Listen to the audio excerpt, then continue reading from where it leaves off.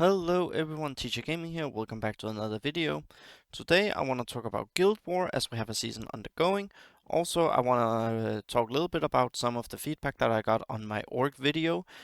It is not actual live footage, but I want to show you a setup of how I use my orcs in a specific matchup in a specific map in Guild Wars. So if you're ready, let's take a closer look.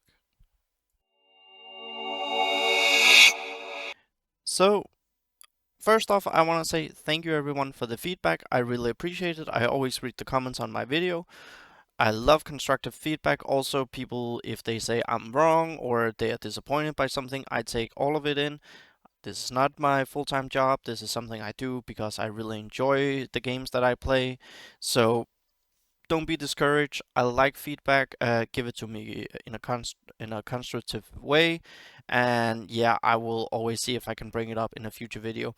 And I understand that some of the people who felt disappointed that there wasn't any actual gameplay. I thought about it after the first comment, and then I was like, yeah, honestly, that is disappointing. I should do that. So if I do a deep dive, or more like when I do a deep dive on another faction, I will make sure to cover something like that, give you actual footage, so it's more in depth or an analysis, so people can make their own call on it. But so before we actually go into it with the image over on the side, I got a screen capture just as I was about to finish it, because this is a map that I really struggle with, this specific layout, and especially I also struggle with Rivas.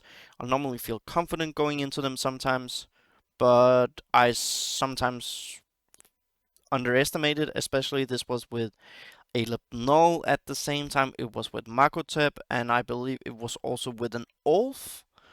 And oh, I'm not sure the last one. I want to say there was a Psyker in there, so I felt confident going into it despite being a punch up. Now my base, I would say, power was 150-ish maybe with my team, and I punched up close to 200, so really maxed out. I'm gonna bring it into the center in just a moment, but that was really interesting, and I was a little bit worried. We're gonna come back to that in just a second. Now, the first thing I want to talk about besides that is Guild War is ongoing. We are 2 for 2 at the moment.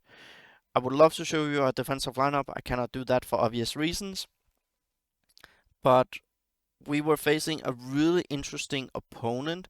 They had placed their HQ at in the middle, third location, so really far forward. And I was really struggling as a guild leader with the shot calling because it was also morning for me, and my co-shot callers, they were sleeping. They are doing an amazing job stepping up. We're having all time zones covered actually, but it was a little bit struggle because we're not a full guild, and that's where we have to be efficient. Some of you are probably in full guilds that are just going at it. We take pride in doing guild war. We also love doing the raids, of course, and other game modes. We're not super competitive, but we like to put up a fight and do our best. So we are pretty coordinated with the targets and also calling it out on Discord. I'm enjoying it a lot. But I was sitting there thinking, do we push a 2 million HQ with all the buffs on? Or do we try to go around? So I figured, let's go around. So we went right, and then we basically went in a C. And it ended up working perfectly because we got back towards the back row was insanely squishy. There was AI everywhere. Um, there was some AI on Medicays here and there. I don't believe there were on. No, there was a little bit on the Warp Rift, where I would probably say that's an okay place to place your AIs if you aren't a full. I would say some of the front lines you could place AI if you're having some good solo carrying, so you're still keeping it guessing for the enemy. If you're not facing off against a full guild, as if you're so equal terms, then some of them might waste, because you know you always want to try to say, how can I sneak past an AI squad? And It's been a long, long time, several months, but I remember I did one time actually fail an AI hit. It was with my very, very low, and it was just due to making a mistake on an Ulf. So, where would I place some AIs? I would probably place them, swaps a little bit from time to time, but I wouldn't place them on Medicase. I like protecting my Medicase. If I can box something in near HQ, probably I could place one or a few AI there, but I like placing some on the front line, spreading it out even. Like, let's say I still have 12 locations at this time I need to fill out. It will be lower because I know my guild. So that will be lower, but I would like to place then a little bit on the front line so it's even Steven. Enemy has to guess. And if they're discouraged, they, let's say they go left or they go mid, and then they see something behind it where they're like, I don't want to fight that, then they go right side instead. Then they're still wasting squads on AIs, and hopefully some of them not really coordinating, like then across the board that would be 30 attacks that has been wasted. And if you punch ahead, I feel sometimes with a coordinated effort, sometimes people are like losing motivation on the enemy side. If you jump to an early game lead, that's quite big, like let's say 150 to 200k. Otherwise, a little bit further in the back, like you could say, okay, maybe I place on one Medicaid, but I'm putting the best, most annoying member that I have alongside it, so they really have to struggle. I'm placing it at a location where it's protected by heavy stuff, so we get maximum out of the buff. Now, let's jump over to the actual game. And again, I really want to say thank you for all the feedback that I got. I enjoy it a lot when people give me feedback on my videos. I enjoy it immensely because it's constructive feedback. Wow, English is hard today. Been teaching. So, constructive feedback.